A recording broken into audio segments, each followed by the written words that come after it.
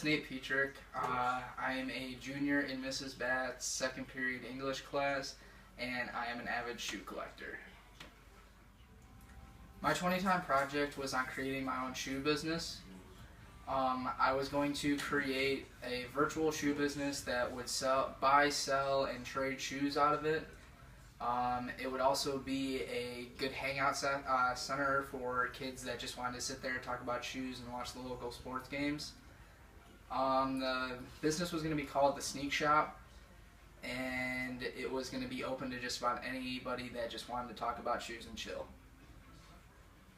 One thing that really impacted me about this project was more of the business standpoint, because that really shocked me when some of the numbers that my uncle was throwing at me. Yet again, that was for a restaurant, and you always have to have a steady flow for food, and I should say a supply of food.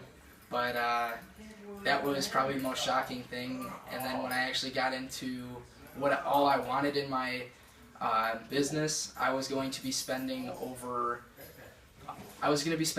to $1,000 a month just for my TV bill, and then for my electric bill, I was going to be spending up to $500 a month for it, and I was planning on having basically a movie theater in the middle of my shop that would have the best game going on with a surround system and a movie theater feel, with a 120-inch projecting screen TV in there, and then going throughout the store there would be 5 55-inch TVs displaying other games.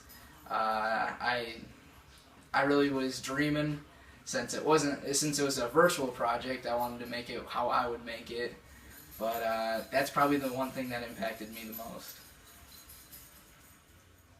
Overall, I think 20 Time was a really fun experience, because when Miss Batts told me, or I should say told the class, that she's giving us a semester-long project that we could do whatever the hell we wanted to do, everyone looked at her like she had 4 eyes and was just like, "Are you serious? We can do it on whatever we want." And I think that was probably one of the coolest decisions that I've ever had a teacher make for my class, because a teacher doesn't tell you every day, "Hey, go do a project on whatever you want." And I took my imagination and I wanted to create a shoe business, because I started getting into shoes. And I started off the school year with 0 pairs of shoes. My first shoe that I bought this summer, or I should say this school year, was the Ant Pearl 6s, followed by my History of Jordan 6s, which I sold. And then I got these 2 pairs of shoes, and that's just about it. But overall, I really enjoyed doing this 20-time project, just because it gave me an opportunity to do something that I've always wanted to do, and it really made me enter my imagination and come up with something fun. So for this 20-time project, I had a total of 2 mentors, one from the shoe side and one from the business side. My mentor from the shoe side was a guy named Eric Kenny. He's really famous around the entire shoe game, you could say, for his collection for shoes. His collection's at least worth a little over $1.5 million. Because he's got a lot of promo samples and player edition shoes, and he's very fortunate to have those. He kind of walked me through on how to build a collection. I talked to him a couple different times over the journey for making this, and he gave me some pointers and gave me a couple things that I should do, and I really took that stuff. So my mentor for the business side of the project was my Uncle Scott, the owner of our family's restaurant, Baroni's. He's talked to me many times throughout my life about stuff that they've done to make the business better and what keeps it functioning.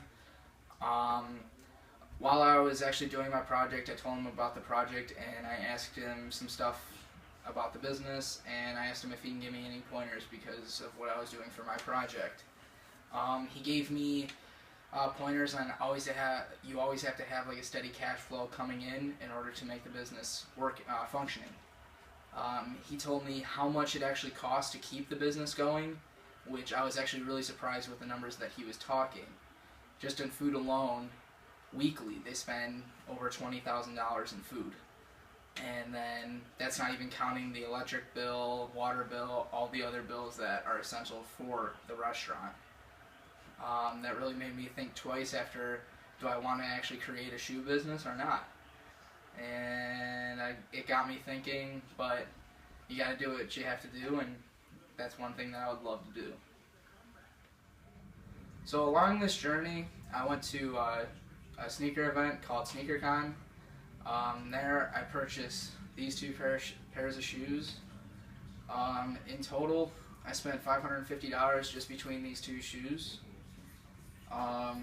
This right here is a 2000 Jordan 11 Space Jam, and this right here is a 2012 LeBron 10 Hazelnut Edition, or brown suede.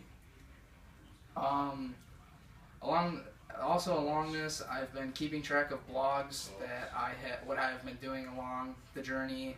I just started actually getting into the bit more of the business portion in these past few weeks. I actually realized how difficult it is to run a business because it costs a lot of money, and I have experience with a family business, and I've talked to my family members about how hard it is actually keeping up everything. I would say probably the biggest problem I faced was getting everything done on time. That was probably the most difficult challenge of this project. And I guess another problem would actually be coughing up the money to spend on these shoes, because it's a lot of money. I went to SneakerCon with $1,000, and I was actually really surprised that I didn't come home with absolutely no money. So, but that was just about the process and the problems between the project. And that's about it.